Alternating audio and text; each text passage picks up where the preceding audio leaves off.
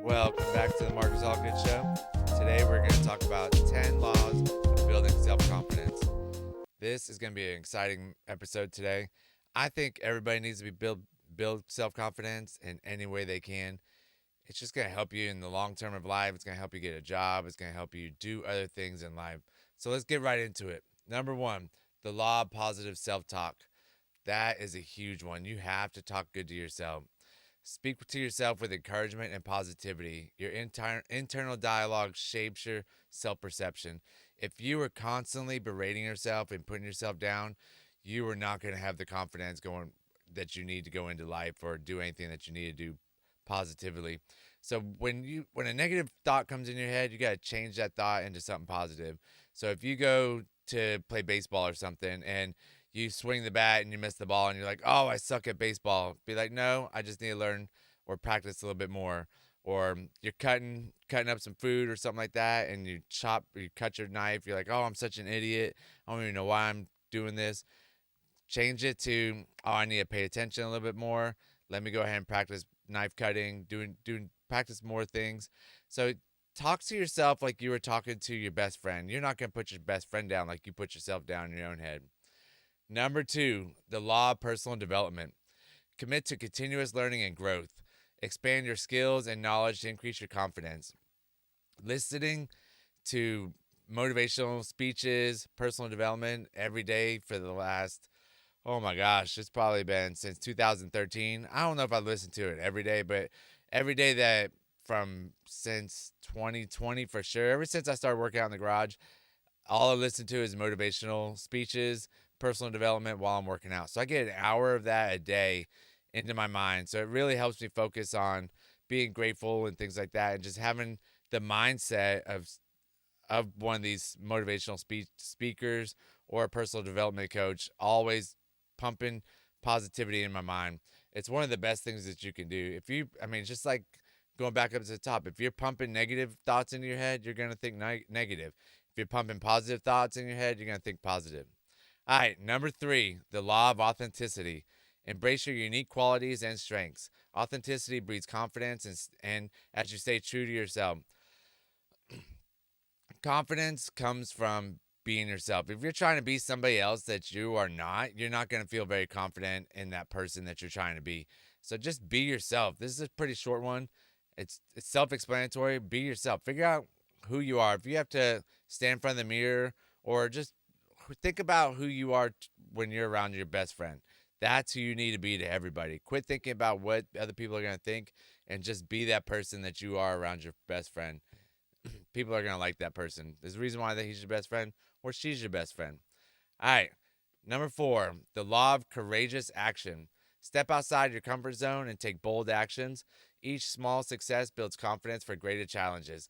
This is going to be one that you're going to want to start out real small. Take small chunks, and as they get bigger and bigger, you can build more and more confidence as you go. So if you have a big goal of, let's say, making $1,000, we're just going to break it down to something easy.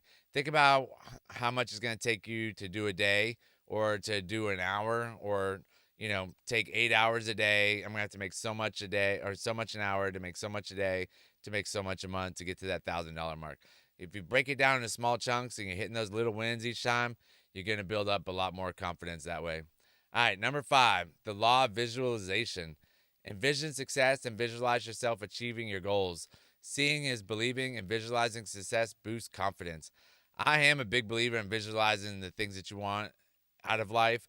I visualize all the goals that I have, especially when I was working out. I would visualize myself making that snatch or making that clean and jerk, or doing 40 pull-ups at a time, or trying to get to, I'd visualize my max muscle ups, and as I was going for the last one, I know that I would be super tired, and that's when I knew that was the end of my muscle up streak.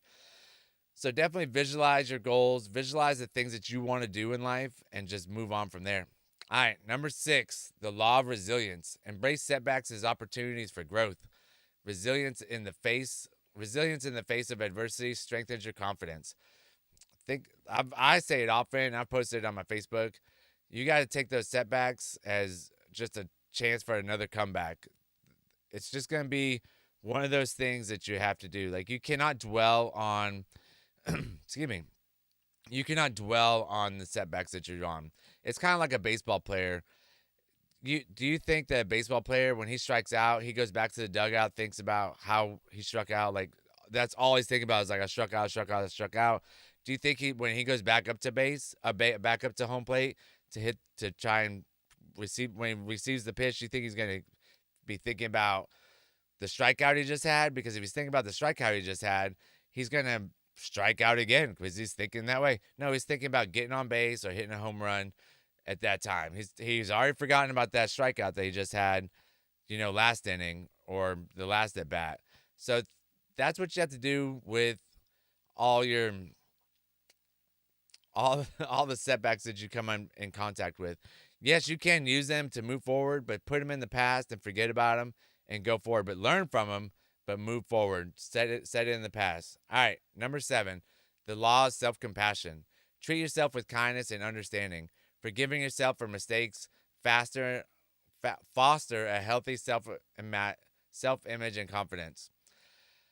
I do believe this is 100% true. Self-compassion is something that you really have to do. You have to treat yourself nice, and it goes back up to the other one where you got to talk to yourself good. Treat yourself nice too. Like, give yourself a win when you actually win. Go out and celebrate. Do different things that will motivate you or make you happy that you got to your goal, and think about the fact that you actually reached your goal, where most people don't even reach their goal at all.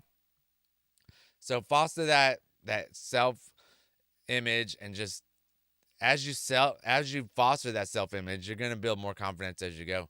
All right, number 8, the law of empowerment. Surround yourself with supportive individuals who believe in your potential.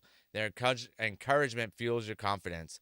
I'd like to support myself with as many people as I can around me. They don't have to be your best friends or super close. You just have to have associations with other people that are doing the things that you want to do, that actually that have confidence.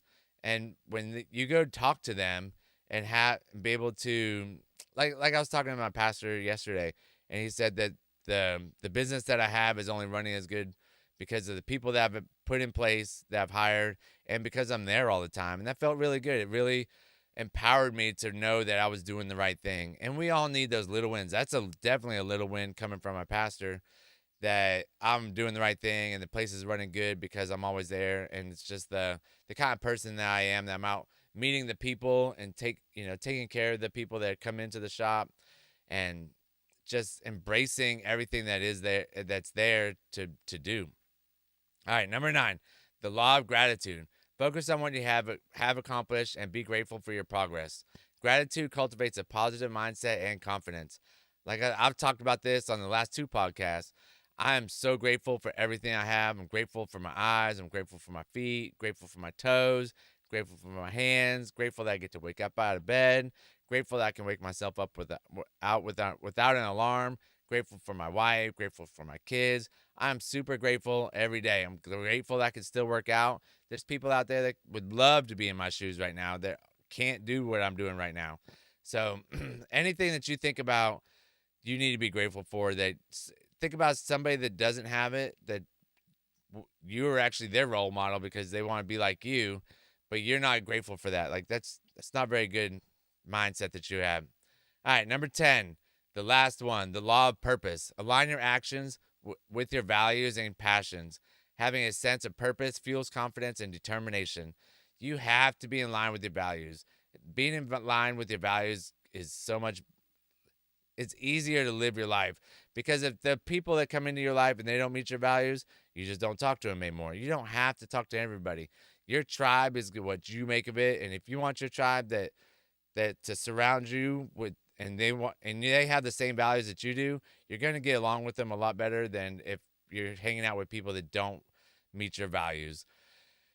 It's just going to bring you more confidence. Just going to give you a better sense of life, and it's just going to make you happier as you go along throughout your career, throughout your life, and just going to take you there where you need to be.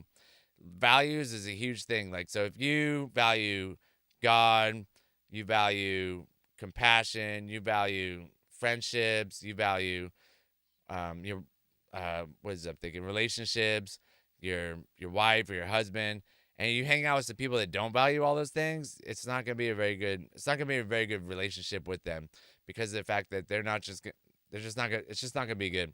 But anyways, that's what I got. Those are the 10 laws that I've come up with. I appreciate everybody listening, and I'll meet you on the next podcast. Thanks a lot. Bye.